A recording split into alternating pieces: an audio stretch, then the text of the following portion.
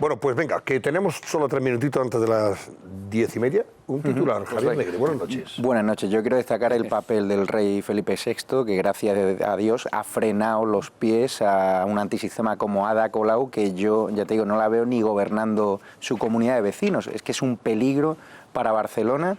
Y hoy me hacía gracia escuchar a la señora Colau diciendo que tiene muy asegurada la permanencia del Congreso de Móviles.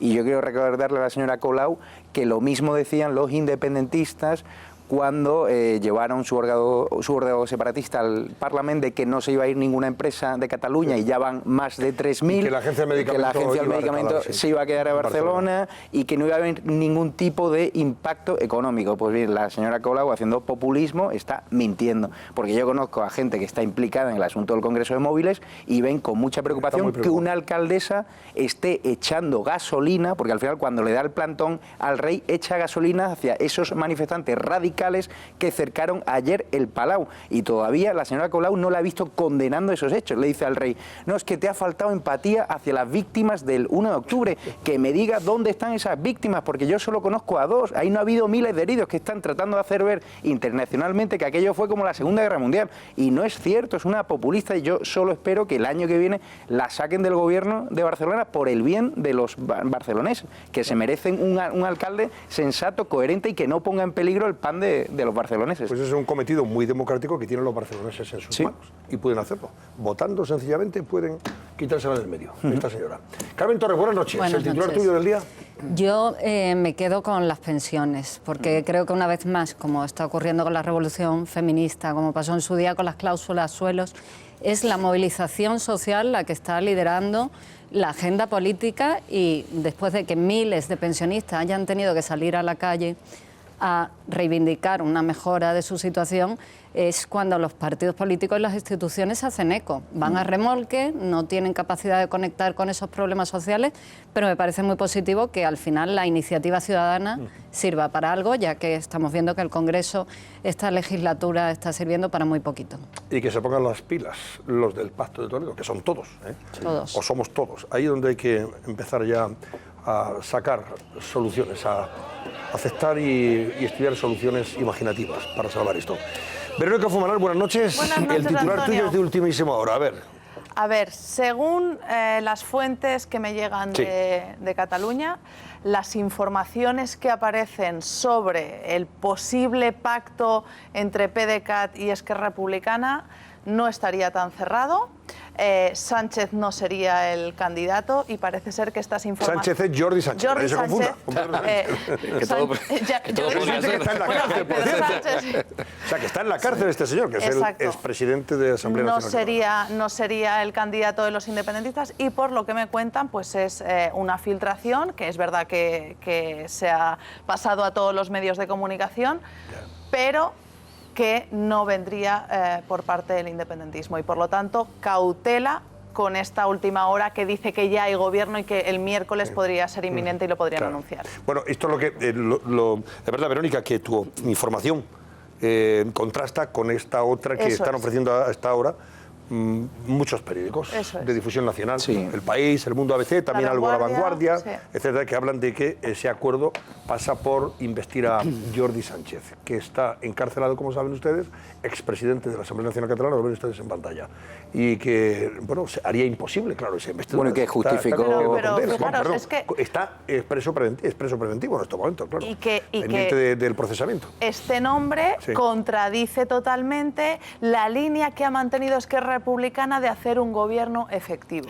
Claro. Y por lo tanto sería un cambio de última hora. Y a mí lo que me cuentan es que no hay cambios de última hora, y que, bueno, pues es una cortina de humo, pero que no es lo que realmente... Bueno, pues que contradice la versión que están dando. Y hay que recordar que... Oye, déjame, que tenemos que hacer la pausa ahora. Javier Gallego, buenas noches. Luego te doy la oportunidad de que no, me dejas sin titular. Tu titular me dejas sin titular. Bueno. Después de la pausa. Venga, volvemos enseguida, señores. No se vayan, que estamos con ese asunto, con lo del mobile, etc. Hasta ahora mismo.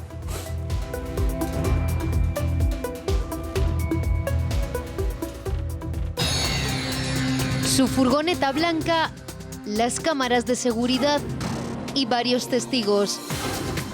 Fueron las pistas que llevaron a los Mossos de Escuadra al presunto asesino del Pantano.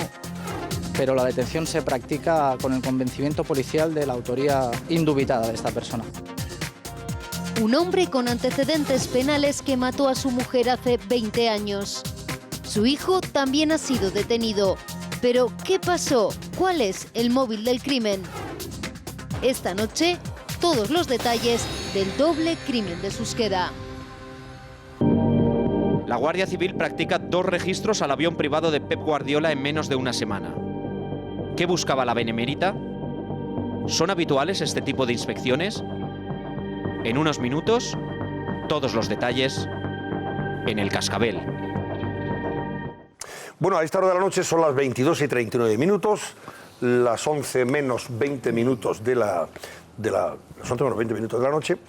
Les recuerdo que la última hora que algunos periódicos llevan a sus portadas en sus ediciones digitales es que Puigdemont y Esquerra Republicana de Cataluña han cerrado un acuerdo para que Jordi Sánchez, que es el expresidente de la Asamblea Nacional Catalana y que está encarcelado, sea presidente de la Generalitat, o sea, sea investido como presidente.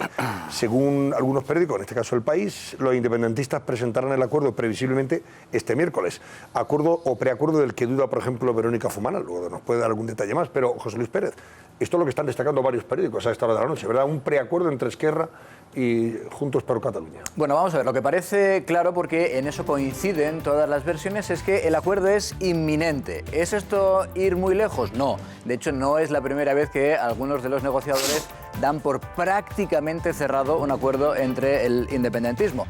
Es verdad que en esta ocasión hay un pequeño detalle que lo hace más verosímil, el hecho de que estemos prácticamente a punto de que se cierre ese acuerdo. Luego veremos con qué características. Y ese detalle que lo hace un poquito más verosímil es que el jueves hay un pleno en el Parlamento catalán y parece que los independentistas quieren ya llegar a ese pleno con el acuerdo cerrado. Pero como muy bien apuntabas, algunos medios incluso les ponen nombres propios, a ese acuerdo, sobre todo con ese nombre propio, el de esa persona, ese rostro que veían ahí, el de Jordi Sánchez. Dice el diario El País, Puigdemont y Esquerra cierran ese acuerdo para que Jordi Sánchez sea el próximo presidente de la Generalitat. Ojo, porque de ser así, de confirmarse que ese es el detalle del acuerdo, hasta ese punto podría ni siquiera tener tiempo el independentismo de concretar ese acuerdo. ¿Por qué lo digo? Recuerden que en cuestión de días, más que incluso de semanas, el juez del Tribunal Supremo, Pablo Llarena, va a concluir la instrucción que investiga por un presunto delito de rebelión, entre otros, a Jordi Sánchez. En el momento en el que se cierre esa instrucción, habrá prácticamente con toda seguridad un auto formal de procesamiento contra todos ellos, y de procesamiento, lo ha dejado muy claro en todos sus autos hasta ahora el juez Pablo Llarena, por un presunto delito de rebelión. ¿Por qué ese detalle también es importante? Porque en el caso de los delitos de rebelión, la ley de enjuiciamiento criminal obliga incluso a inhabilitar de inmediato, antes por tanto de que haya sentencia firme, en este caso a Jordi Sánchez, con lo cual estaría inhabilitado casi antes de que les diera tiempo a poner en marcha, a ejecutar ese acuerdo. En caso, insisto, de que el acuerdo pase por nombrar a Jordi Sánchez presidente de la Generalitat, porque hay otras fuentes que dicen que es muy pronto todavía para hablar de nombres y que especialmente uno de los negociadores, uno de los partidos que está negociando ese acuerdo, Esquerra Republicana, ni siquiera ha planteado todavía, ni siquiera ha puesto todavía nombres encima de la mesa. De hecho, como recogen algunos periódicos, esas negociaciones están ahora tratando de solucionar otros acuerdos, otros posibles pactos en ese acuerdo que, ya digo, parece inminente. En eso sí que hay unanimidad. Por ejemplo, entre el pacto que todavía se está negociando es quién se haría cargo de algunas de las carteras clave. Lo que parece que sí que es definitivo es el acuerdo para que TV3, la televisión pública catalana, pase a manos de Esquerra Republicana. Eso parece que es uno de los aspectos que sí se han acordado ya. Por tanto, Juntos por Cataluña perdería el control de la televisión pública catalana, que pasaría a manos de Esquerra Republicana. Y no deja de ser llamativo, no deja de ser curioso que uno de los aspectos que pueden estar haciendo más difícil ese acuerdo, que incluso pueden llevar a encallar ese principio de acuerdo, es que nadie entre las fuerzas independentistas quiere hacerse cargo, ¿saber de quién? De los Mossos d'Esquadra, de la Policía Autonómica Catalana. Eso es lo que dice el mundo, que ninguno de los dos partidos quiere hacerse cargo de los Mossos d'Esquadra, del control de los Mossos. Verónica Fumanal, tú cuestionas o pones en cuarentena este preacuerdo en esos términos, ¿no? Sí, bueno, yo no. Tus fuentes. Exacto. Cuando hemos visto esta última hora, pues he hablado con algunas fuentes y lo que me dicen es que esa filtración o esa información no viene del ámbito del independentismo. De hecho, siguiendo otros precedentes, sí que es cierto que el independentismo normalmente suele filtrar o suele anunciar los temas a medios independentistas, y en este caso pues El País y El Mundo y el ABC pues no lo son.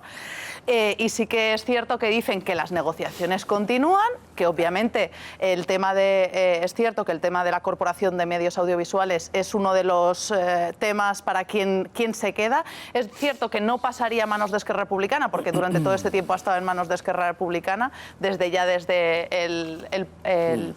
el gobierno de Artur Mas, es decir, hace 2 legislaturas, y también es cierto que parece que Interior es el patito feo, la que no quiere nadie. Eso ya pasó, me acuerdo, con el tripartit, con los tripartits, que estuvo en manos de Iniciativa por Cataluña y bueno, se lo dieron como un caramelo envenenado, ¿no?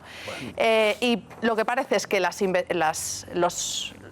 negociaciones continúan, pero yo quiero recordar un tema, es decir, Esquerra Republicana desde el principio, desde el día 21 de diciembre cuando se celebraron las elecciones, siempre dijo que querría un presidente efectivo. Y como nos ha contado José Luis, Jordi Sánchez no podría ser presidente de la Generalitat. Por lo primero porque está en la cárcel y por lo tanto ese informe de los letrados que dice que el presidente tiene que ir a la Cámara, si lo unimos con que en la cárcel no les han dejado salir para ninguna sesión plenaria y que además él no podría asistir para esa oralidad que hablaba lo informe de los letrados, pues lo haría inviable en el sentido que quiere Esquerra Republicana, que sea una legislatura efectiva. Por lo tanto, fruto de esos indicadores, a mí me hace desconfiar bueno, de las informaciones. Pues en cualquier caso, el miércoles saldremos de duda. Aquí el miércoles. Sí. Javier Gallego, muy buena noche, que no te he podido saludar antes. Bueno, nada. Rápidamente, dime. Saludados estábamos, faltaba el titular. Sí, y mi titular iba a recoger el testigo de Verónica en el sentido más allá de filtraciones y de fuentes. En el sentido de que si algo hemos aprendido estos últimos meses es que conocemos a nuestros clásicos. Por tanto, hasta que no haya algo firmado, evidente, reconocido y presentado, todo puede cambiar en una hora, de la noche a la mañana o en un día. Totalmente de acuerdo. Entonces, demos por sentado nada a estas horas, porque todo puede cambiar, conociendo a nuestros clásicos y sus fracturas, dimes y diretes internos. A ver si se preocupan de verdad de lo que les interesa y preocupa a su vez a los catalanes, en lugar de sus cuitas y sus intereses particulares. Porque están muy preocupados de ver quién controla la TV3, pero no de mejorar el bienestar de los administrados, en este caso de los catalanes. Por ejemplo, hoy ha aparecido que Cataluña, según el último informe que se ha publicado, un informe del Registro de Economistas Asesores Fiscales, órgano especializado del Consejo General de Economistas de España, Cataluña es la comunidad con el IRPF más caro para la gente de renta media y baja. O sea, los ciudadanos que viven en Cataluña con rentas medias y bajas pagan más impuestos que en cualquier otra parte de España. Y no creo que paguen más impuestos por culpa del señor Montoro, no. Eso es por culpa de estos señores. Por culpa del señor de Bruselas, que está ahí viviendo de la sopa boba, el señor Puigdemont, de la señora que está en Suiza, allí en el lago Le Mans, pescando, me imagino, y en fin, y de todos estos que están jugando aquí a no se sabe muy bien qué, salvo a fastidiar y a hacer que esto no funcione y que no hace. Ellos son los culpables en cualquier caso. Vamos a hablar del Mobile, porque el Mobile es el Congreso de Móviles, este Congreso Internacional de Móviles que, digamos, convierte a Cataluña y a Barcelona en este caso en la capital mundial de la telefonía móvil y de la tecnología más avanzada en ese capítulo, por lo que significa desde el punto de vista económico y social, y que ha tenido de arranque pues detalles que no se corresponden con lo que hubiéramos querido para potenciar precisamente algo que está en duda, dado que esto no es eterno y que la inestabilidad, la inseguridad que todo está generando por culpa de los separatistas podría hacer que este Congreso de Móviles, que es muy importante económicamente para Barcelona y para Cataluña y para España, termine yéndose a Dubái, por ejemplo. Bueno, pues ayer hubo plantón, José Luis Pérez, de los señores Torrent y Colau, la alcaldesa y el presidente del Parlamento, porque la señora Colau considera que esto de ir a recibir al rey es un acto de vasallaje, ¿verdad? Dice que esto es algo así como el besamanos, pues eso es del siglo, desde hace ya muchos siglos. Esta se cree que hay que ir a besar, no sé qué confunde, no sé, la ignorancia a veces de las personas es directamente proporcional a su osadía, y ella es bastante osada, por tanto yo no me arriesgo a calificarla de bastante ignorante en ese sentido, ¿no? Claro. O confunde interesadamente, porque lo cierto es que, como decías, la alcaldesa de Barcelona, Ada Colau, sí participó en la cena oficial previa a la apertura del Mobile World Congress, pero quiso hacer ese desplante, y además como tal, ella misma lo reconoció, ese desplante al rey, no acudiendo a la recepción inicial. Pero claro, después se sentaron, a pesar del desplante, obviamente se sentaron en la mesa oficial de esa cena previa a la inauguración del Congreso. ¿Y de qué hablaron? ¿Cómo fue esa conversación? Poco a poco se van conociendo los detalles. Para empezar, la interesada, Ada Colau, ella evidentemente se ha procurado difundirlo a los cuatro vientos, porque, entre otras cosas, era un acto de, digamos, autopromoción dentro de lo que ella considera que deben pensar sus votantes. De hecho, sus justificaciones escritas en esa red social, en Facebook, tiran del argumentario clásico que siempre han sostenido en su formación, siempre han sostenido los populistas. Dice, por ejemplo, el rey también ha de poder ser criticado y cuestionado,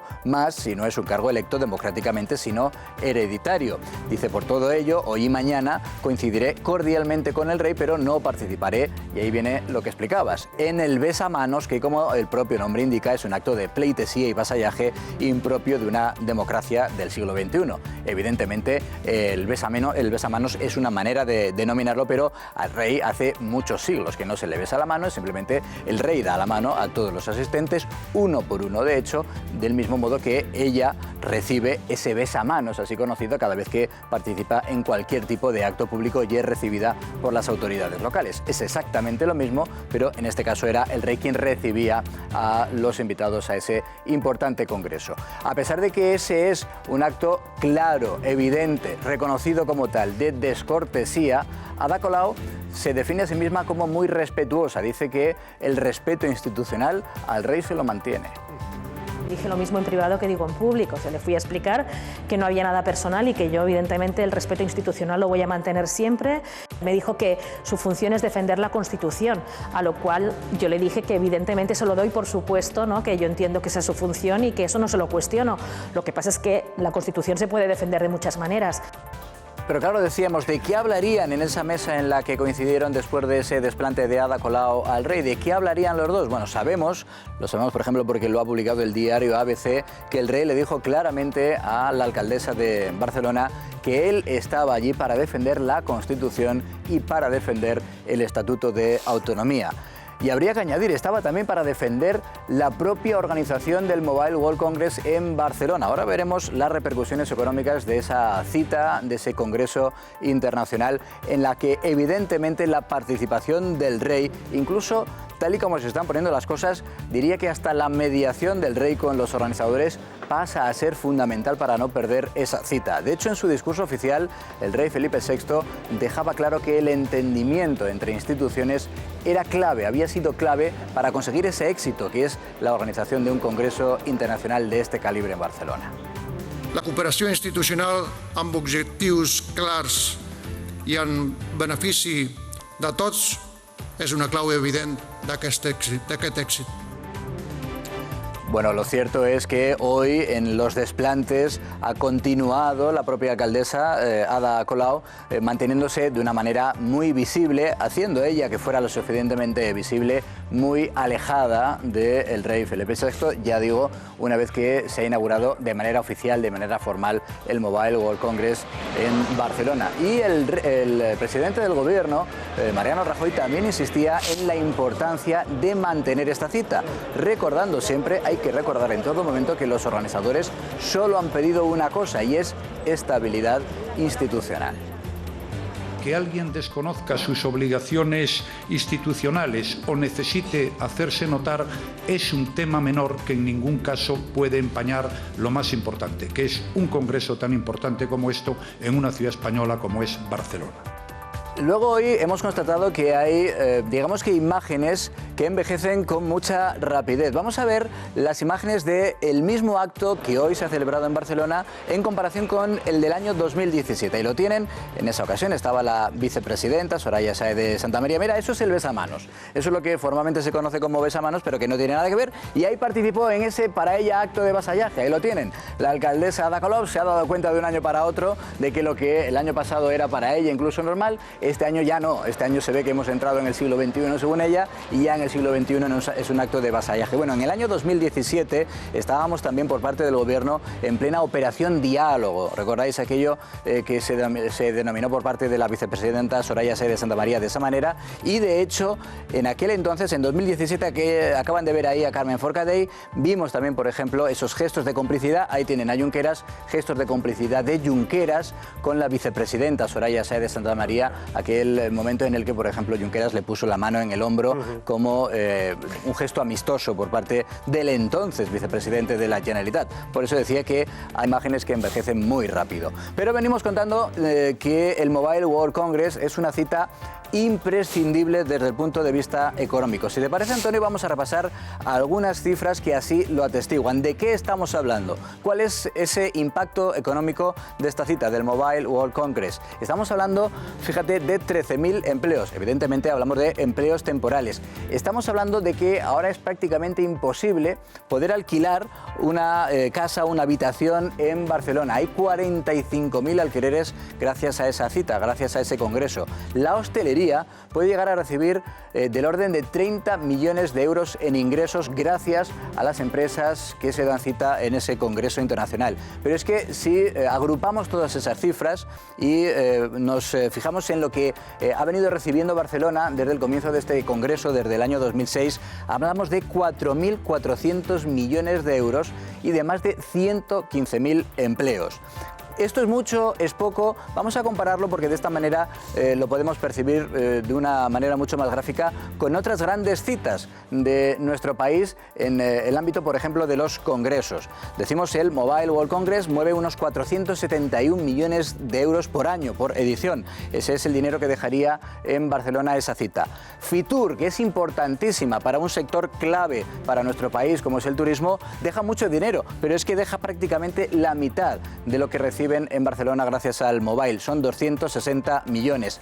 Arco del que veníamos hablando mucho en los últimos días, entre otras cosas por una polémica, también mueve mucho dinero, también hay mucha gente que visita Madrid, porque se celebra en Madrid con motivo de esa feria de arte contemporáneo, pero son 81 millones de euros, compárense con esos 471 del Mobile World Congress. Otra cita cultural de relevancia internacional, deja una inversión directa de 30 millones de euros en San Sebastián en los días, en la semana en la que se celebra ese Festival Internacional de Cine. Es sencillamente incomparable con la capacidad de generar ingresos de ese Mobile World Congress, que, hombre, no se puede decir que esté en peligro inminente, pero sí que a los organizadores les ha dejado con la mosca detrás de la oreja y no sería la primera vez que dejan ese mensaje de es verdad, está garantizado hasta el año 2023, pero queremos calma, tranquilidad y respeto institucional.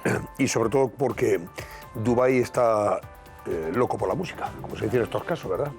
Pero sobre todo Dubái tiene muchas posibilidades de llevarse este congreso. Lo que hace Ada Colau de ese plante al rey, lo hace en clave electoral. Hay elecciones municipales el año que viene y ella está pensando en su público, en los antisistemas, los ocupas, en la gente radical de izquierda de Barcelona, que está muy cabreado con Colau porque la votaron pensando de que estos años iba a acabar con los desahucios, y los desahucios sigue habiendo en Barcelona, todos los de la plataforma afectados por la hipoteca, que iba a dar no sé cuántas viviendas sociales, y se da cuenta Colau que es imposible. Entonces, a mí una alcaldesa que ponga por delante sus intereses partidistas por encima del bien de la ciudad que gobierna es una irresponsable que lo único que merece es ser sacada del poder. Javier, ¿cuándo ha dejado de estar en campaña electoral Ada Colau? ¿Ada Colau? No ha parado de hacer campaña pero electoral sus promesas nunca, electorales no las ha podido cumplir, por lo tanto ella ve que de aquí a un año hay elecciones y tiene que contentar a su público antisistema. Sí, por eso está radicalizando su discurso. Yo entiendo que tú hagas... Es tan irresponsable, tan insensata, que sabiendo que todos estos gestos van en detrimento, no del rey, como yo decía antes, porque al rey ya no... En fin, el rey está por encima de estas circunstancias. Es el jefe del Estado, además, y está cumpliendo con su obligación. Todo esto va en detrimento de la organización de este evento y de la tensión que desde el punto de vista político, institucional, social y en última instancia está, bueno, pues en fin, jurídico, todo esto conlleva, porque al final la gente dice, oiga, yo no puedo estar en una situación en la que hay gente en la calle que están protestando. Están animando a esa gente a que vayan a protestar con caceroladas. Esto no es presentable. ¿Y qué hace Colau? Echar gasolina a esa gente, entonces darle lo que haces es, efectivamente, es un problema. Animar a esta gente a que siga saliendo a protestar contra un evento que es bueno para la ciudad de Barcelona. Y está haciendo lo contrario Eso que es le un ha pedido acto el de irresponsabilidad. Y lo del presidente del Parlamento, en fin, ¿para qué hablar, no? De todas formas, ella ha reconocido que se ha equivocado. Claro, vais a decir, ¿dónde lo ha dicho? No lo ha dicho explícitamente, pero Verónica, que también es experta en comunicación, coincidirá seguro que cuando hoy se ha pasado todo el día de medio de comunicación en medio de comunicación es porque cuando uno tiene que justificarse, ¿estás de acuerdo, Verónica? Constantemente al día siguiente de un acto que ha cometido el día anterior, es porque algo ha hecho mal, lo está reconociendo implícitamente, porque no se puede estar entre Pinto y Valdemoro de forma continua. Con el independentismo lleva jugando, flirteando los días pares, cuando los impares luego ve que los resultados en las elecciones han sido los que han sido y tiene que codificar de nuevo, recodificar. Hoy mismo ya ha reconocido implícitamente que algo hizo muy mal ayer, porque no ha parado de dar justificaciones en todos los medios de comunicación que le han abierto las puertas. Ahí está ya la prueba del algodón. Más allá, hombre, el resultado electoral de las últimas elecciones le deja muy tocada y muy en evidencia. Claro. Tú hablabas de, bueno, espero que dentro... Es que probablemente, si el panorama electoral es el que, no las encuestas, sino que los últimos resultados electorales ya definen el descontento, por un lado, de los que le apoyaron desde la izquierda o extrema izquierda o antisistema. Por otro lado, transversalmente también recibió muchos apoyos de gente que pensó que era algo distinto a lo que luego, el día, los hechos, su actitud, ha demostrado que es. Por tanto, yo también le auguro un resultado electoral en la línea de las últimas elecciones para la alcaldía de Barcelona. Su partido está roto, además. Recogiendo un poco lo que dice Javi y lo que dice aquí mi compañero, mi tocayo, Javier. Vamos, es que no puedo estar más de acuerdo. Estamos en año preelectoral y ella llegó con dos objetivos muy claros, ¿no?, a la alcaldía de Barcelona. El tema del turismo, la turismofobia, es decir, regular de alguna manera el turismo, que en Barcelona sí que es cierto pues que ha llegado en algunos barrios a ser un problema por el nivel de densidad, etcétera, etcétera. Y el otro, el de la vivienda. Y ni en un tema ni en otro la alcaldesa Colau ha puesto sobre la mesa más que la moratoria de los hoteles y poquita cosa más. Entonces, claro, estamos en un año preelectoral y si algo se ha caracterizado la alcaldesa Colau es por hacerle desplantes a la corona. ¿Os acordáis del busto del rey, del pleno del ayuntamiento, poquito, a los poquitos días de llegar? Ahora tenemos un plante que el año pasado no ocurrió. Sí, porque si... A ver, en política hay algo que se llama coherencia. Entonces, si durante estos 3 años no hubiera ido a ninguna recepción real, se le podría dar cierta coherencia. Pues bueno, no, es un símbolo del Estado contra el que ella quiere luchar y quiere fomentar la República. Pero es que eso no ha sido así. Este año es que necesitamos cubrir con una cortina de humo y trasladar a otro lugar el debate. Entonces, para mí es mucho más fácil hacerle un desplante simbólico que en términos políticos no tiene ningún coste y que para mi electorado es fetén desde el punto de vista 100%, que no decir, mire, llevo 3 años aquí y tengo a la plataforma afectados por la hipoteca enfadados, tengo a las plataformas de los vecinos en pie de guerra, tengo a los sindicatos que no están conmigo. Oye, tengo que sacar nuevas banderas. Perdón un momento, claro, porque la red es todo mucho juego, lógicamente, y hemos tenido ahí imágenes muy evidentes, por ejemplo, del presidente del Parlamento cuando se negó a aplaudir ninguna de las palabras del rey. Palabras todas de ponderar, además, el evento y para que la ciudad de Barcelona siguiera acogiéndolo, de apoyo a este congreso. Escuchad. Sí, Antonio, vamos a analizar los gestos de las últimas horas en el Mobile World Congress. Empecemos por la cena inaugural. Este es el momento en el que el rey termina su discurso, donde apela a la colaboración institucional, y Roger Torrent, como van a poder ver a continuación en la imagen, no aplaude, es el único.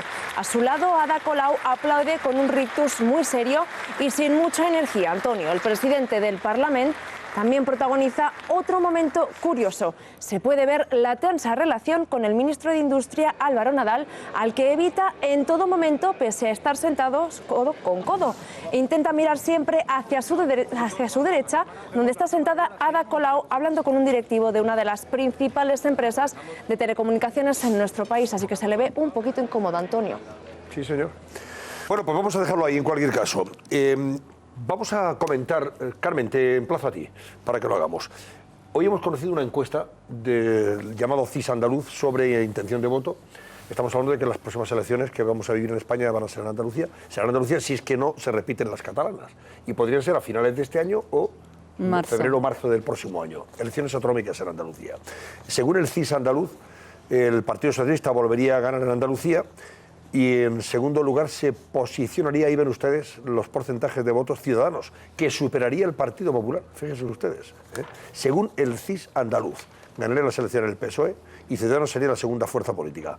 A un año de los comicios, una encuesta desbanca al PP como líder de la oposición por vez primera. Bajaría, fíjense ustedes, que el PP bajaría de 26,7% de votos a 18,3%, mientras Ciudadanos pasaría del 9,2% al 19,8%. Hay otra encuesta que se ha publicado también en estas últimas horas, el TNC Report, en la que, sin embargo, ganaría también el Partido Socialista las elecciones, bajaría respecto a lo que ahora tiene, de 47 a 42, 43. El PP se mantendría 33, 34, tiene 33. Ciudadanos subiría de 9 a 14, pero ya no superaría, no habría sorpaso, no superaría el PP, y Podemos bajaría un escaño, se quedaría en 14. ¿Qué me dices? Yo me fío más de esta segunda porque... ¿La del CIS?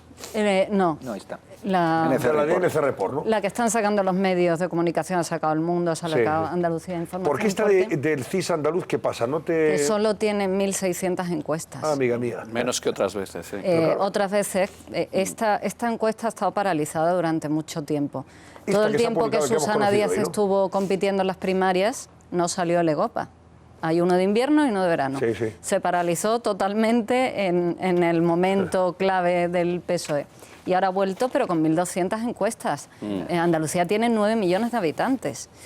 A mí me parece que es muy poco significativa en comparación con otras que son... La DNC Report que yo decía... Antes el EGOPA eran 3.500 o 3.200. Sí, el doble, más del doble. La DNC Report que tiene mejor... esta realmente cambia rechazo. Poco, pero es verdad que pierde el Partido Socialista 5 escaños, que ganaría el Partido de Ciudadanos. O sea, el Partido de Ciudadanos le comería la tostada en gran medida al PSOE y no tocaría prácticamente nada al PP, según esa encuesta de DNC Report, insistimos. Muestra mucho mayor rechazo a la gestión del gobierno de Susana Díaz. Es verdad que Susana Díaz, durante los 2 años que ha estado peleando por la Secretaría General del PSOE, ha dejado el gobierno andaluz abandonado. Ahora ha vuelto con mucha fuerza y está a tope y está todo el día haciendo actos de cuánto quiero Andalucía, del 28F, pero yo creo que las encuestas que reflejan que eso le está pasando factura son... Hay un dato que comentaba antes José Luis Pérez, según el cual 6 de cada 10 andaluces rechaza la gestión del gobierno de la Junta. Es demasiado pronto. Y quiere otro gobierno distinto al PSOE, pero eso no se compadece con los resultados. Que en 9 meses se haya recuperado tanto su imagen. El dato importante, cruzándolos, es más allá de la intención de voto, que también, si las dos encuestas coinciden, obtendría el peor resultado del PSOE de toda su historia. Ya obtuvo el peor resultado el anterior. Y Griñán también. Pero bajó, aunque ganó, lo vendió como una victoria y pudo gobernar finalmente. Fue el peor resultado del PSOE en Andalucía de toda su historia, el que tuvo anteriormente. Las dos encuestas coinciden, cruzándolas, en que el PSOE sigue bajando. Y sobre todo con esa pregunta clave de 6 sobre 10 que rechazan la gestión del Ejecutivo. Es decir, todas las otras preguntas para cocinar la intención directa de voto coinciden en que hay un castigo electoral a Susana Díaz en Andalucía. Es que ya es hora que los andaluces castiguemos el gobierno socialista de tantos años por el escándalo de los ERE, por cómo están gestionando la sanidad, que es un auténtico desastre. A mí me parece súper interesante en la encuesta el grado de conocimiento de los candidatos. ¿Pero qué encuesta te refiere, a la del CIS o a la del CIS andaluz? Que el candidato de Ciudadanos, Juan Marín, no es muy conocido. No es muy conocido. O sea, que Ciudadanos, si tuviese un candidato mucho más idóneo, si tuviese una Inés Arrimada, jerezana, andaluza, que pudiese buscar ese cara a cara con Susana Díaz y confrontar, yo creo que sus expectativas electorales serían muchísimo mejores. Juan Marín no es un candidato, bajo mi punto de vista, para Ciudadanos en Andalucía. Sí, o sea, como cabeza de cartel. Por eso tiene una alta simpatía. Sale en una pregunta como muy poco conocido, y lo que suele pasar cuando alguien es muy poco conocido, que no produce mucho rechazo y por tanto está primero en simpatía electoral, cosa que no tiene mucha relevancia luego para la intención de voto. Pero yo insisto en que Ciudadanos es muy importante que haga un trabajo de expansión territorial, porque tú preguntas por el candidato de Ciudadanos en Marbella y ni está ni se le espera. No, si tuviera una Inés Arrimadas, evidentemente. Sí, en Marbella no lo conoce la gente, por ejemplo. ¿Juanma Moreno? Juanma Moreno, eso es lo que decía, el problema es eterno del PP en Andalucía. No termina de dar con la tecla. Es verdad que Javier Arenas ganó en el último intento. Con Griñán no pudo gobernar porque sin mayoría absoluta era imposible. Ahora que existe Ciudadanos, sí podría tener alguna opción, pero no termina de levantar. Ciudadanos, según estas encuestas, no llega a conformar una mayoría absoluta. Sí tiene, es por la misma ola nacional, ¿no? Lo que Susana Díaz le llama la espuma del cava, no del champán, sino del efecto catalán. Están rentabilizando la gestión que ha hecho Ciudadanos de la crisis catalana, la victoria de Inés Arrimadas. Imagínate, mítines en Andalucía, da igual de quién pongan de candidatos si traen a Inés Arrimadas a un mítin. Pero con un candidato ganador Juan Marín, tendrían mejores expectativas en esa ola están subidos, bueno, pero yo por hacer un último apunte, y Podemos cae mucho en Andalucía. Podemos está cayendo, ¿no? En todas las capitales andaluzas, que es donde bueno, sí, eso es la tendencia también nacional. Como mis compañeros conocen muchísimo la realidad andaluza, yo vamos, no les voy a poner ni una coma. Yo lo que sí que pongo en cuestión, que los gobiernos tengan que gastarse dinero público para hacer encuestas, Antonio. Ya, pero el CIS es también el centro de investigación. Los pongo a todos, incluido la encuesta nacional. El CIS, porque cuando uno gobierna, mira, Carmen estaba diciendo, pues esta encuesta la pongo un poquito en cuestión. Lo mismo pasa con el CEO catalán. Lo mismo, que es verdad que en ocasiones, pues bueno, pues en esa cocina, pues uno se arrima más en la escuela sardina. ¿Por qué ahora mismo, con la cantidad de medios de comunicación que hay haciendo encuestas y que las publican, vamos, es que tenemos una ensalada, todas las semanas tenemos 3 o 4 encuestas que además no nos dejan ver a nivel estructural ni a nivel estratégico, estamos todo el día en el sorpaso de uno, el uno sube, el otro baja. Oye, quien quiera una encuesta que se la pague, porque lo otro parece una forma de condicionar la realidad, porque ahora en Andalucía, ¿qué se habla? Del sorpaso de Ciudadanos al PP. En las primeras elecciones generales y las segundas, ¿de qué se hablaba? Del sorpaso de Podemos al PSOE. ¿Y luego de eso qué? Pues son una cantidad de recursos públicos de todos, que no se destinan a otras cosas, a investigación, por ejemplo, a ciencia, a las pensiones, que nos estamos gastando en hacer predicciones. Que puede entrar en su intención, ¿no? Su intencionalidad. ¡Ah, que sí!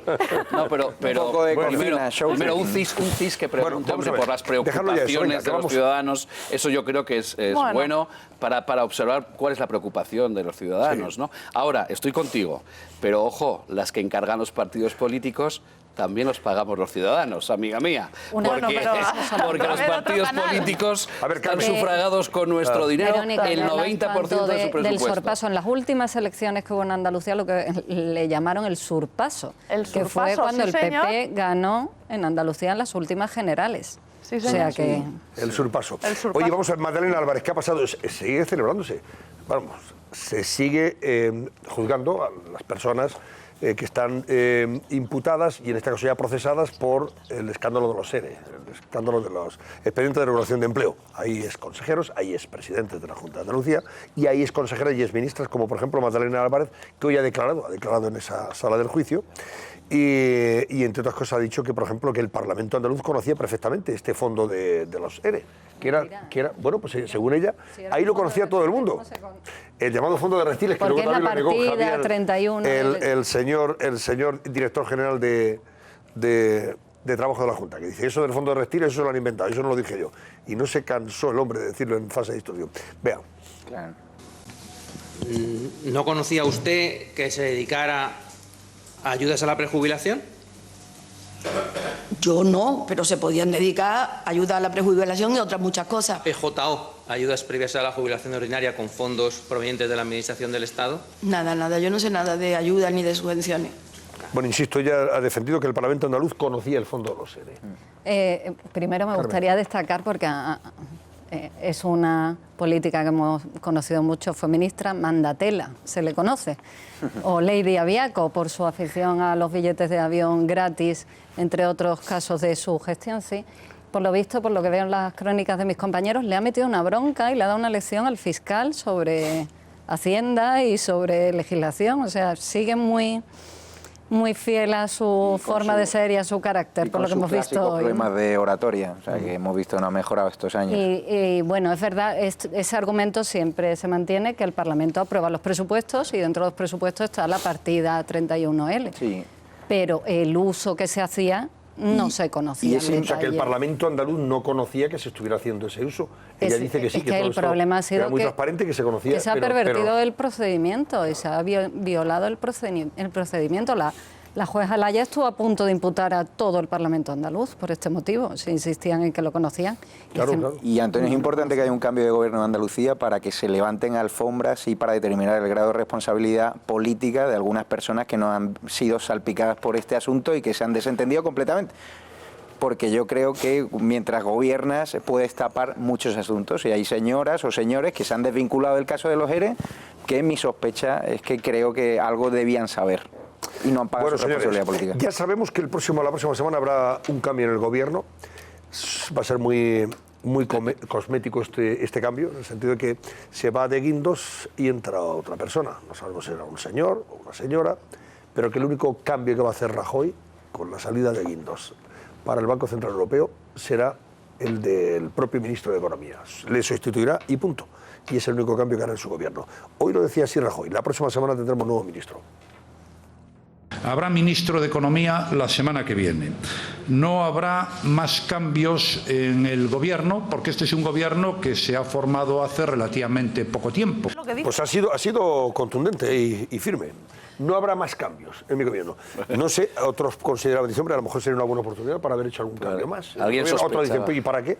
Si la legislatura está muerta prácticamente en muchos casos, ¿no? Porque no va a pero lo poco que hace el gobierno y lo poco que hace el Parlamento, que algo tan fácil de hacer como sustituir a un ministro, desde la semana pasada seguimos dándole vuelta y mareando y no nos lo hace. Es decir, es lo mínimo que se le podía exigir al gobierno, es que ya estuviera sustituido este señor y ya hubiese un nuevo equipo, pero es que ya lo pudo hacer el viernes pasado en el Consejo de Ministros. Carmen, ¿alguien pensaba que Rajoy iba a dejar de ser Rajoy a estas alturas de la película? Se ha tomado su tiempo, va a hacer un cambio mínimo, quirúrgico, como era de prever, porque Rajoy no es de grandes cambios, se toma su tiempo, es decir, a mí no me sorprende... Pero hasta eso se puede hacer con mayor agilidad y diligencia y demostrar una preocupación. Si no te quito razón, te digo que los equipos se renueven y el nuevo equipo vaya tomando terreno. Sí, hasta el propio de Guindos intuía, pensaba y sospechaba que iba a ser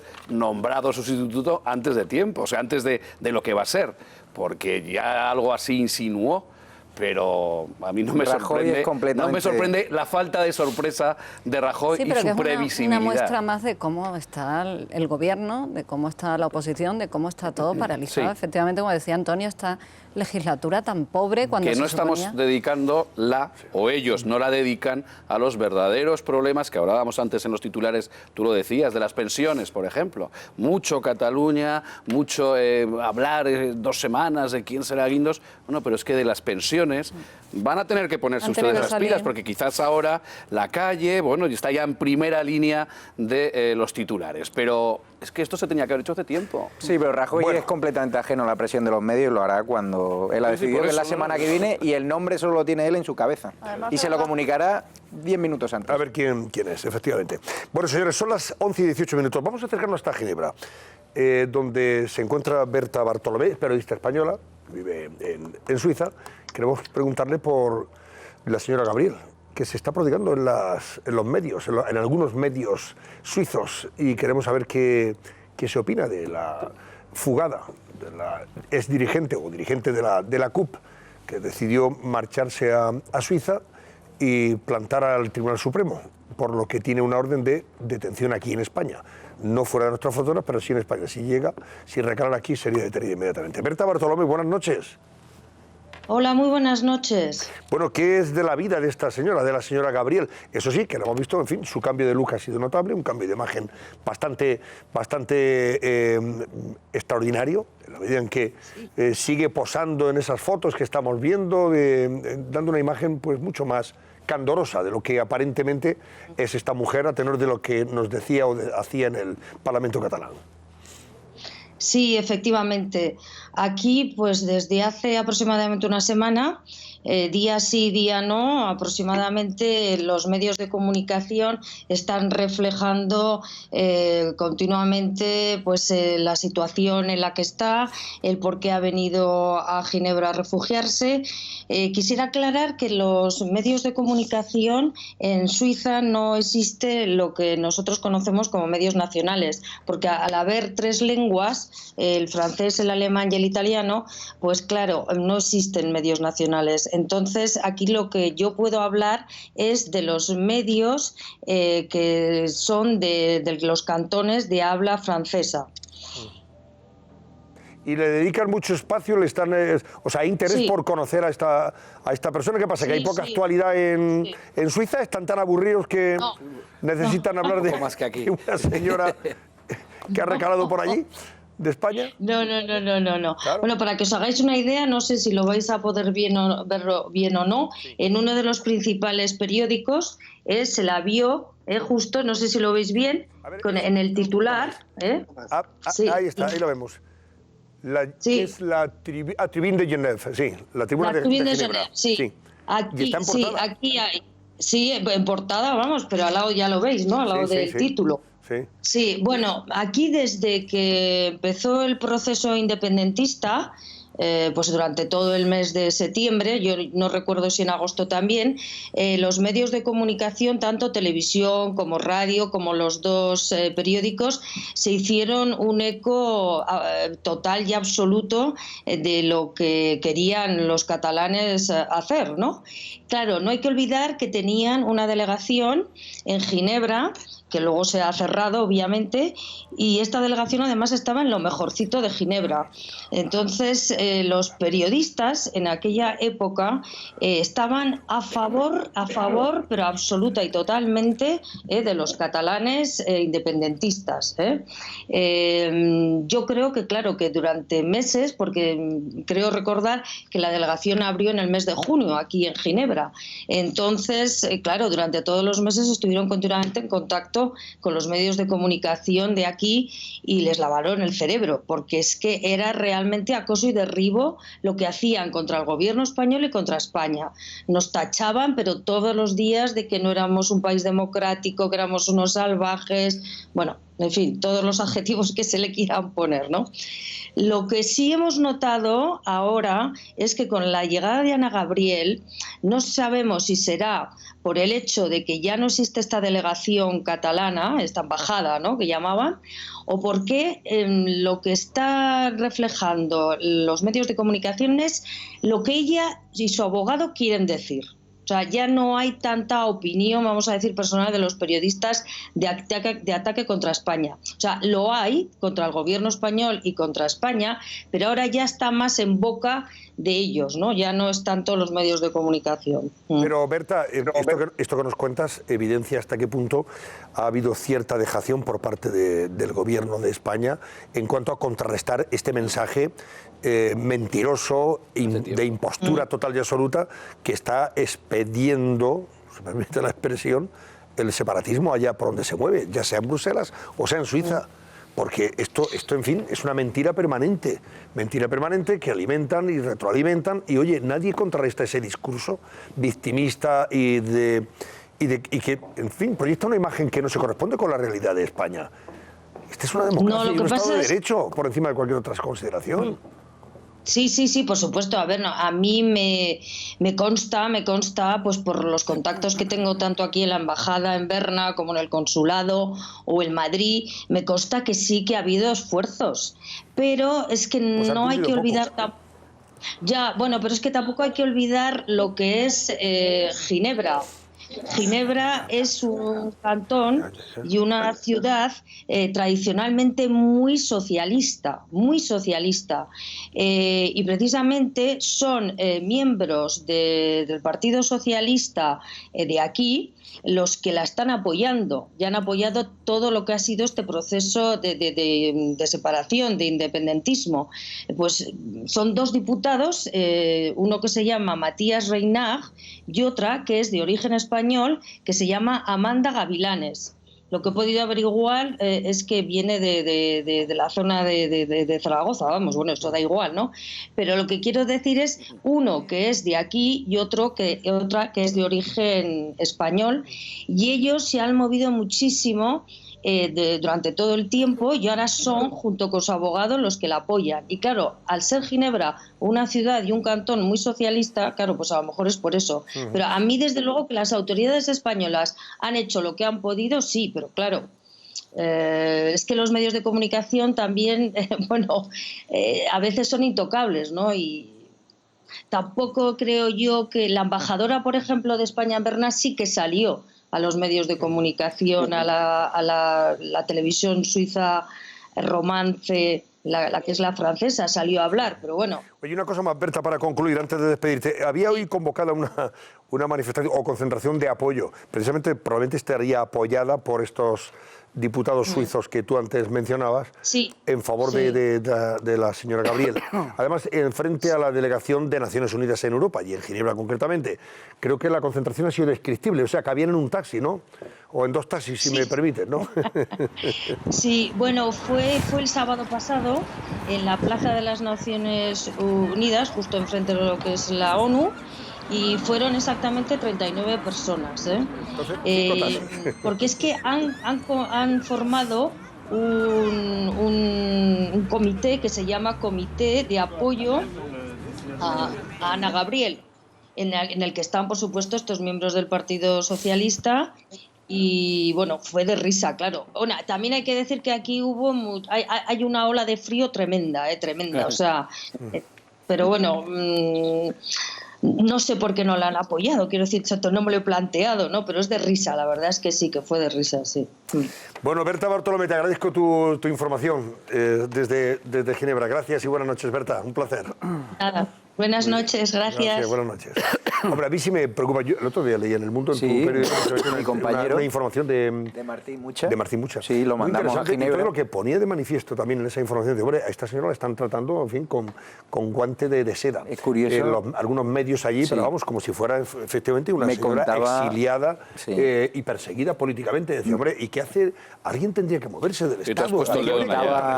Ese discurso victimista que mi compañero me contaba. Mentira lo que está. Mi compañero me contaba que él habló con todos los fotógrafos y reporteros que habían entrevistado a Ana Gabriel y que efectivamente pensaban que Ana Gabriel era una hermanita de la caridad, que nadie les había explicado realmente la verdadera cara de este antisistema y sus imágenes ya icónicas de ella en el Parlamento haciendo cosas, bajo mi punto de vista, falta de todo tipo de higiene personal. Y entonces me decía Martín que su Cámbiame, en honor a ese programa que todos conocemos, había sido tan total que ahora había pasado a llevar vaqueros diésel, que son de 120 euros, ropa de marca, o sea que había sido no solo el corte de pelo, era también la estética, porque allí es cierto que la estética marca mucho y ella quiere ganar la batalla de la opinión pública cambiando radicalmente su imagen. Pero volviendo a lo que tú apuntabas, que para mí es clave, no ahora con Ana Gabriel, nos ha comentado la corresponsal que, ojo, la embajada en Suiza y otras por el resto de Europa, llevaban mucho tiempo haciendo esa campaña de contraimagen a España, fíjate un discurso separatista.